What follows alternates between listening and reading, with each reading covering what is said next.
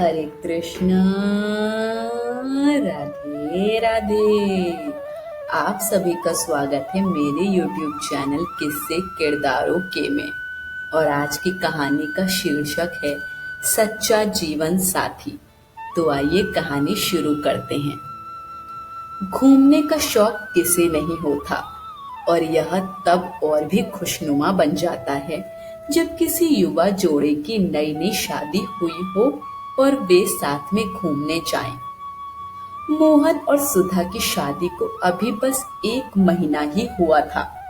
Company से पूरे 15 दिनों की छुट्टी मिली थी, सो मोहन अपनी नव विवाहिता पत्नी सुधा को लेकर शिमला मनाली घूमने निकल पड़ा। शिमला बस से पहुंचकर दोनों बस स्टैंड से बाहर आए ताकि वहां की खूबसूरत जगहों की टैक्सी द्वारा सैर की जा सके। मगर टैक्सी की संख्या कम होने की वजह से वहां मौजूद टैक्सी चालक अधिक पैसे मांग रहे थे।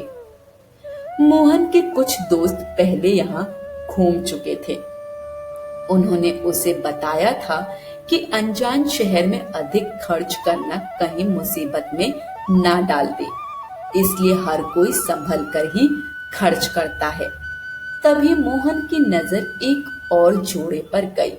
शायद वे भी अधिक किराए की वजह से बार बार अलग अलग टैक्सी वालों से मोल भाव कर रहे थे। मोहन ने कुछ सोचकर उस जोड़े में से लड़के से बात की और कहा, देखो, अलग अलग जाएंगे तो अधिक पैसे खर्च होंगे, मगर यदि हम टैक्सी में साथ चलें तो आधा आधा खर्च बांट सकते हैं और हमारी टेंशन भी कम हो जाएगी।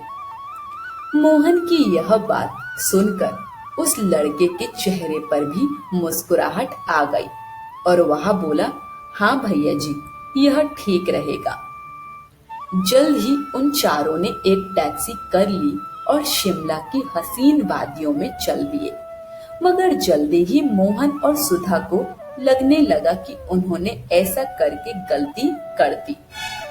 सुधा को फिल्मी गीतों का शौक था, मगर जैसे ही टैक्सी में गाना बजा, उस दूसरी लड़के ने कानों पर हाथ रख लिया। यह देखकर उस लड़के ने टैक्सी ड्राइवर से गाना बंद करने की गुजारिश कर दी। मोहन और सुधा को यह कुछ बुरा तो लगा, मगर उन्होंने सोचा कि थोड़ा एडजस्ट करना ही पड़ेगा। लेकिन जल्द ही उन्होंने गौर किया कि वह जोड़ा अजीब तरह से बातें कर रहा था, खासकर लड़की। रास्ते में कुछ भी दिखता तो लड़की बार बार लड़के से पूछती, वो क्या है, ये क्या है, ऐसा क्यों है, वो वैसे क्यों है। मोहन और सुधा कभी उनकी बातें सुनते, कभी उनका चेहरा देखते। यह लड़की कितनी बचकानी सवाल कर रही थी और यह लड़का बिना किसी झुंझलाहट के, बिना गुस्सा हुए मुस्कुराकर उसके हर सवाल का जवाब दे रहा था। मगर लंबे सफर में उनकी बेमतलब की बातें मोहन और सुधा को परेशान करने लगी।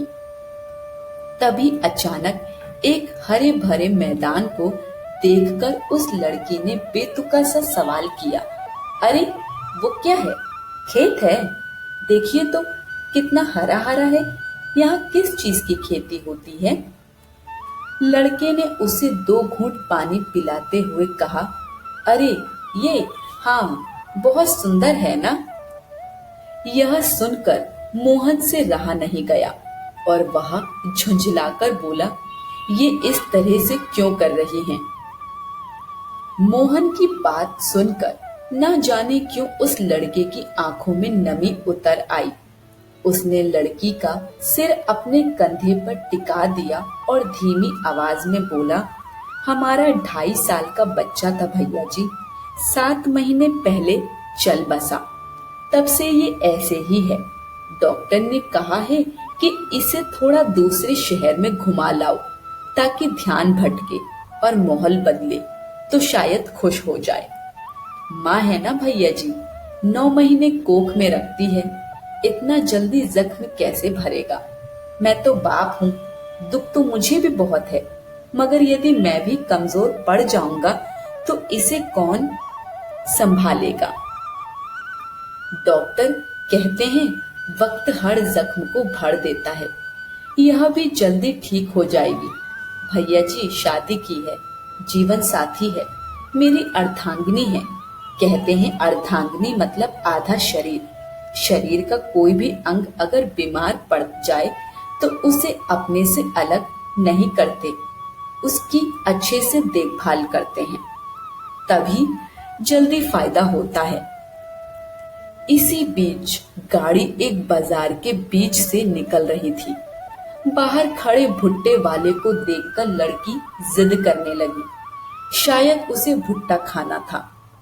लड़के ने झिझकते हुए कहा, भैया जी 2 मिनट रोकेंगे क्या? मैं जल्दी से, आप बैठे रहिए, मैं अभी ले आता हूँ। कहकर मोहन ने टैक्सी वाले से गाड़ी रोकने को कहा और 5 गर्मा गर्म भुट्टे लेकर वापस आ गया।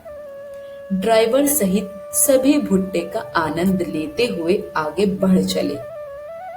वह लड़की भुट्टा खाते हुए अब भी उस लड़के के कंधे पर सिर टिकाए यूं ही बेमतलब सवाल कर रही थी और लड़का मुस्कुराते हुए वैसे ही जवाब दे रहा था। मोहन ने अपनी पत्नी सुधा की ओर देखा तो उसे महसूस हुआ कि सुधा की आंखें भी उसकी आंखों की तरह भीगी हुई थी। मोहन ने अपनी भरी हुई आंखें ऊपर आसमान की ओर उठाई और भगवान को इस बात के लिए शुक्रिया कहा कि उन्होंने इस मासूम सी लड़की को इतना प्यारा जीवन साथी दिया। ये जोड़ी भी ऊपर वाले ने बहुत सोच समझकर बनाई है। ईश्वर ऐसा जीवन साथी सबको दे जो वास्तव में अर्धांगिनी शब्द का सार्थक मतलब समझता हो। शिक्षा। यह कहानी हमें सिखाती है कि प्यार सिर्फ खुशियों में साथ रहने का नाम नहीं, बल्कि कठिनाइयों में भी एक दूसरे को सहारा देने की कला है। एक सच्चा जीवन साथी वही होता है जो न सिर्फ अच्छे समय में बल्कि मुश्किल वक्त में भी मजबूती से साथ खड़ा रहे। आज की कहानी यही समाप्त होती है। कहानी पसंद आई हो तो कमेंट बॉक्स में हमें अपना फीडबैक जरूर दीजिए। वीडियो को लाइक शेयर करें और चैनल को सब्सक्राइब करें।